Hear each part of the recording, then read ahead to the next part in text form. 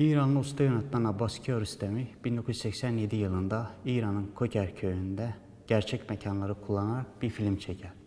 Filmin adı Arkadaşımın Evi Nerede? Film, baş karakter Ahmet'in yanlışlıkla aldığı defteri arkadaşı Muhammed Reda'ya ulaştırmak için verdiği çabayı konu edinir. 1979 yılından önce İran daha seküler ve daha demokratik bir yönetim anlayışına sahipti. 1979 yılında gerçekleşen İran İslam Devrimi sonrası sinemaya katı bir sansür uygulanır. Bu sansür sonrası film çekmek hayli zorlaşır. Abbas Kiarostami ve diğer bazı İranlı yönetmenler çare olarak kamerayı çocukların dünyasına çevirir. Çünkü çocukların dünyası yetişkinlerin dünyasına göre daha şeffaf, daha masum hikayeler barındırır. Bu da yönetmenlerin film çekmek işini kolaylaştırır. İşte bu filmde, yani Arkadaşımın Evi Nerede filminde yönetmen de kamerayı çocukların dünyasına çevirir. Yani çocukları merkeze alan bir film yapar.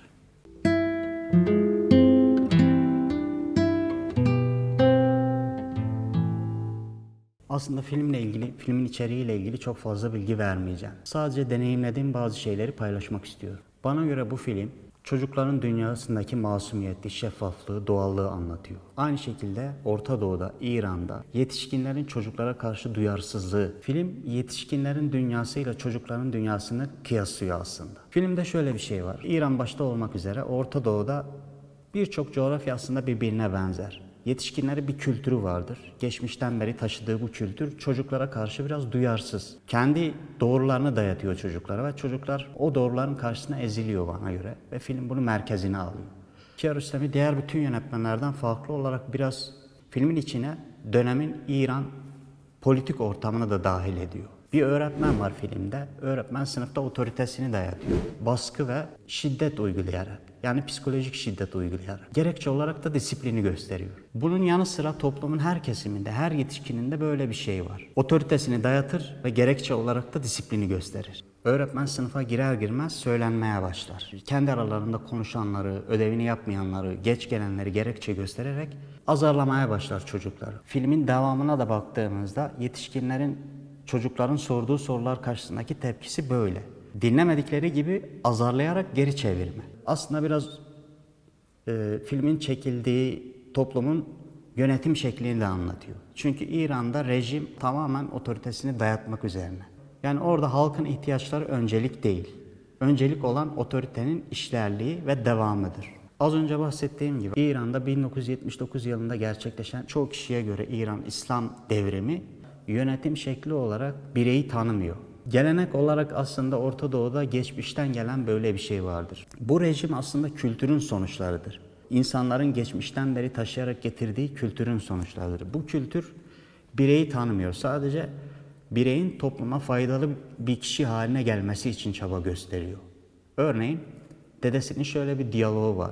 Yanında sigara olduğu halde torunu sigara almaya gönderiyor. Gerekçe olarak da disiplini gösteriyor. Yani bu disiplin hem okulda hem de hayatın kendi içinde şiddetle, baskıyla bütünleşerek yetişen çocukların, bireylerin üstünde baskı kuruyor. Baş karakterin çocuk olmasının sebebi, yani yönetmenin böyle bir tercihte bulunmasının sebebi aslında umudu hatırlatmak. Yani bütün bu olumsuzluklara rağmen bir umut ışığı yakmak ve onu da çok başarılı bir şekilde yapıyor. Ki filmin genelinde bunu filmin estetiğiyle birleştirerek çok önemli, çok detaylı metaforlar yaratıyor. Filmde en etkilendiğim sahne yaşlı marangoz ustasının çocukla karşılaştığı sahne. Çünkü şöyle bir şey, Ahmet artık bütün çabalarına rağmen arkadaşının evini bulamadığı için farklı bir çözüm yoluna gidiyor. Bir ses çağırıyor Ahmet'i. Bu ses testere sesidir. Yaşlı marangoz ustası modernizme yenildiği için evine kapanmış ve kalınca bir kütük kesmekte. Modernizme karşı mesleğinin yok olduğunu gösteriyor bu sahne. Nasıl gösteriyor? Filmin içinde şöyle bir detaylı sahne var. Ahşap kapıları söküp yerine demir kapı takan bir adam var.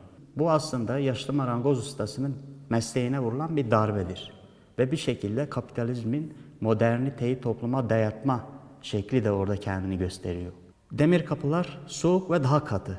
Oysa ahşap kapılar, özellikle yaşlı marangoz ustasının zanaatı, onun kültürü, onun bir şekilde bağ kurarak, emek harcayarak ortaya çıkardığı bir sonuç.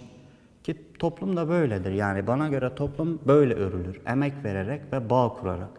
Burada Modernite Orta Doğu'nun, yani özellikle kırsal bölgelerin üstüne tepeden indiği için demir kapıların ahşap kapıların yerine takılmasıyla yönetmen anlatmaya çalışmış.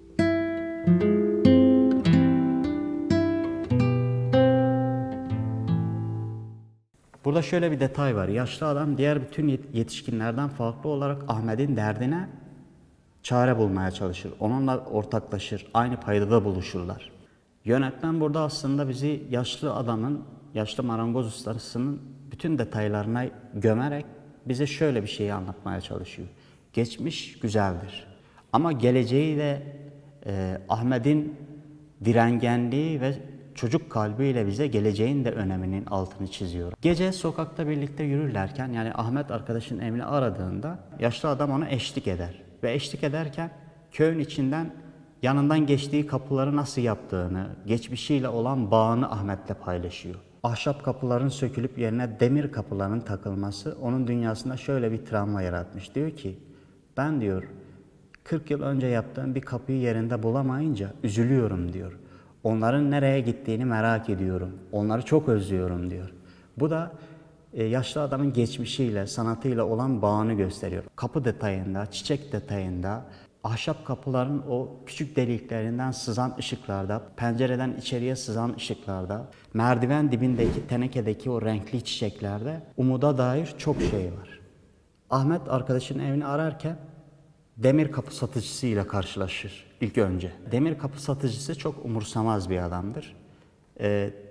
Bir pazarlık yaptığı esnada Ahmet'in yanındaki defterden bir sayfa koparır. Ahmet o defterin emanet olduğunu söylese de bir yetişkin olarak demir kapı satıcısı bunu umursamaz. Burada beyaz defterden bir sayfa koparılması imgesel olarak bana göre çok şey anlatıyor.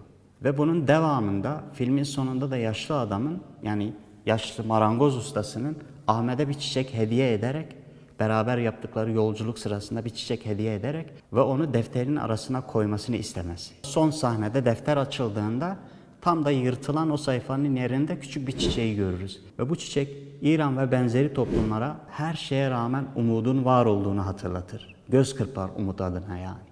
Yırtılan, kopartılan beyaz bir sayfa yerine bir çiçeğin konulması. Ki film boyunca filmin estetiğinde çiçekler çok önemli. Yönetmen biçim olarak da rengi çok fazla değiştirmemiş ve rengi olabildiğince çiçekler üzerinden vermiş. Bu da her şeye rağmen güzelliğin, estetiği ve gelecek güzel günlerin bir sembolüdür, imgesidir yani. Filmin estetiği bence, yani film genelde şöyledir yani. Hollywood'un etkisiyle kırsal kesimde çekilen filmlere estetik bir gözle bakılmaz. Halbuki detaylarda çok önemli estetik metaforlar var, imgeler var. Filmin dokusundaki estetik çok şiirsel aslında. Gizli gizli yerlerde estetiği veriyor. Yani detaylarına gömerek, merdiven dibindeki bir çiçek aslında filmin estetiğini oluşturuyor. Küçük bir pencereden sızan o ışık bize filmin estetiğiyle ilgili detay veriyor. Ahmet'in köyü ile arkadaşının köyü arasında bir tepe var ve bu tepede zikzaklı bir yol var. Yolun sonunda da bir yalnız ağaç var. Bu metaforla filmin genelini tamamlayan çok güzel bir estetik duygu oluşturuyor. Şimdi İran ve benzeri toplumlarda her şey yokuşa sürüyor. Bir şey kısa yoldan gidebilecekken zikzaklı yoldan gidiyorsun. Bu Orta Doğu'nun genelinde, ki keza bizim yaşadığımız toplumda da bu böyledir. Bir şeye kısa yoldan gidebilecekken hep daha uzun yoldan gidiyoruz. Ve o yolun sonuna da vardığımızda kendimizi yalnız hissediyoruz. Zikzaklı yolun sonunda bir ağaç var. Bu ağaç yalnızlığı sembolize ediyor. Yani aslında Ahmet bütün yolculuğunda varacağı sonuçta da yalnız kalacaktır. Bir deneyim elde edecektir sadece. Şimdi bu zikzaklı yol aslında filmin özetidir bana göre. Çünkü filmde de bir şey, iyi bir şey, yani bir arkadaşına defterini verecek sadece. Bunu götürebilmek için film boyunca aşağı yukarı, aşağı yukarı. Toplumun genelinde de bu böyledir. İran gibi ve benzeri yerlerde bir şeyi anlatmak, bir şeyi kabul ettirmek tekrar gerektiriyor. Bir şeyi ikileterek daha kalıcı hale getiriyor ve estetikte de bunu yapıyor. Bu onun anlatım biçimi. Bu anlatım biçimi filmin her yerinde var. Sınıfta öğretmen otoritesini dayatırken tekrar yapılmamış ödevleri bahane ederek, geç gelenleri bahane ederek, kendi aralarında konuşanları bahane ederek sürekli tekrarlı otoritesini dayatıyor. Biraz da şöyle gibi hissettim yani. İçinde yaşadığı toplumun bir şeyi kolay anlamadığını hissederek bunu yapmış. Yani tekrar anlattırarak bakın otorite böyle bir şey demeye çalışıyor. Ona cevap olarak da Ahmet'in o saf dünyasıyla tam tersini yapıyor. Yani iyi bir şeyi de aslında tekrar tekrar bize anlatıyor. Annesine, arkadaşına defteri vermezse okuldan atılacağını söylüyor ve tekrar tekrar söylüyor. Annesi ama her seferinde onu reddediyor. Sadece filmde Ahmet'i kale alan ve ona cevap veren, yetişkin olarak kale alan ve cevap veren tek kişi yaşlı marangoz ustası. Yaşlı marangozun içinde bulunduğu evi, yırtık çoraplarını, göl testeresini, evindeki o yoksulluğuyla ve o yaşlı adamdaki yavaşlatılmış iyilik duygusuyla bize bir deneyim yaşatıyor bize orada, iyilikle ilgili. Ahmet, iyilikte ısrarcı olmanın ne kadar zor olduğunu gösteriyor bize. Arkadaşına karşı duyduğu sorumluluk duygusuyla, yani ona eğer defterini yetiştirmezsem okuldan atılacak. Bu benim sorumluluk bilincim diyor. Ama bunu yaparken bize iyi bir insan profili çiziyor. Bu da çok zor.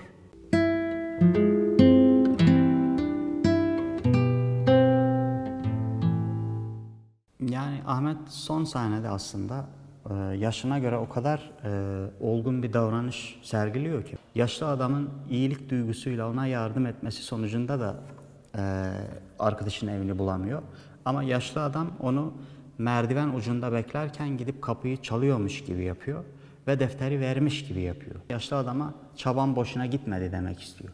Ahmet burada bütün çabasına rağmen arkadaşının evini bulamayıp evine geri dönüyor. Evine geri döndüğünde ise bu yaşadığı bu tecrübe, gün içinde koşturması aslında onu şöyle bir noktaya getiriyor. Yani bulamadım arkadaşımın evini ama onun ödevini ben yaparsam okuldan atmasını engellerim duygusuyla ödevi kendisi yapıyor. Orada şöyle bir detay var. Ahmet arkadaşının köyünden ayrılırken artık karanlık basmış ve yaşlı ihtiyardan ayrılıp evine doğru koşarken köpek sesinden korkup yaşlı adamın gölgesine geri sığınıyor. Yaşlı adam ise onu cesaretlendirip tekrar karanlığa rağmen, köpek sesine rağmen onu köyüne gönderiyor. Aslında yönetmen burada bize şu mesajı da veriyor. Yetişkinlerin davranma şekli böyle olmalı. Yaşlı adam yavaş adımlarla evine dönerken Ahmet hızlı adımlarla evine koşuyor. Burada şu detayı veriyor. Yani iki karakteri karşılaştırarak fiziksel güç üzerinden zamanın ne kadar acımasız olduğunu da gösteriyor. Ahmet koşarak evine ulaştığında kapı önünde ödevi yapmaya başlıyor. Yaşlı adam ise evine girdiğinde kendi elleriyle yaptığı o ahşap pencereyi üstüne kapatıyor. Onun için o akşam Ahmet'le yaşadığı o deneyim hayat oyununda oynadığı son oyundu ve perdeyi üstüne kapatıyor. Bunu da pencereyle yapıyor, kendi yaptığı pencereyle. Bir de şöyle bir detay var. Yaşlı adam pencereyi kapattığı gibi köyde bir fırtına başlıyor. Aslında sanki yaşlı adamın ruhu o gün o köyü terk ediyor, orayı terk ediyor. Aksine de Ahmet kapının önünde ödevini yaparken fırtınanın etkisiyle kapı açılıyor. Ve kapı Ahmet'in üstüne açılıyor. Yani aslında yaşlı ihtiyar adamın üstüne kapanan kapı tıpkı hayat gibi kendini Ahmet üzerinden yenileyerek devam ediyor. Ahmet için kapı yeniden açılıyor. Ahmet'in bakışları özellikle o sınıf sahnesinde arkadaşı Muhammed Reda ödevini yapmadığı için öğretmen tarafından, yani aslında otorite tarafından azarlanıyor. Bu otorite karşısında Muhammed Reda, yani Ahmet'in arkadaşı, biraz çaresizdir. Yani tepki gösteremiyor. Çoğu çocuk da öyledir ama Ahmet'in bakışları bize sanki bir tepki verecekmiş gibi duruyor. Duygulu bakıyor. Ve yönetmen burada ustalıkla yine tekrar yöntemiyle şöyle bir şey yapıyor. Kamerayı bir Ahmet'in yüzüne, bir de öğretmenin yüzüne çeviriyor, bir de arkadaşının yüzüne çeviriyor. Ahmet bir arkadaşına, bir öğretmene bakarken hem duygulu bakıyor hem de tedirgin. O tedirginlikle bir şey yapacakmış gibi duruyor ama yapmıyor. O anda yapmıyor ama film boyunca, hikaye boyunca o otoriteye karşı arkadaşını koruduğunu görüyoruz mesela. Bu da önemlidir. Sınıfta biz o ülkenin otoritesini de görüyoruz. Öğretmen o ülkenin, bir nevi İran'ın otoritesini temsil ediyor. Ahmet'in bakışları da bir nevi o otoritenin altında ezilen halkın çaresizliğini anlatıyor bana göre. Filmin başlangıcındaki ilk sahne, film bir kere uğultulu bir köy okulunun tam kapanmayan kapısıyla başlıyor. Ve burada yönetmen filmi okulda başlatarak içinde bulunduğu toplumun yönetim şeklini otorite şeklini sınıf üzerinden, mekan olarak sınıf üzerinden anlatacak. Yani bir nevi imgeleştirerek anlatacak. Kapılar daha önemli. Yani kapıyla sahneyi başlatması ise aslında toplumun içinde bulunduğu durumu anlatıyor. Yani imgeleştiriyor. Zaten Kiarostami'nin başarısı da bana göre filmlerini imgeleştirerek anlatması. Ve burada kapı ile okul imge olarak filmde bir sürü şeyi tamamlıyor. Özellikle kapılar toplumun modernite karşısındaki çaresizliğini. Aslında yönetmen kapılar üzerinde kapitalizmin dayattığı modernitenin toplumdaki yansımasını anlatıyor. Onu da ustalıkla yapılan, emekle yapılan ahşap kapıların değişip yerine demir kapıların gelmesiyle anlatıyor.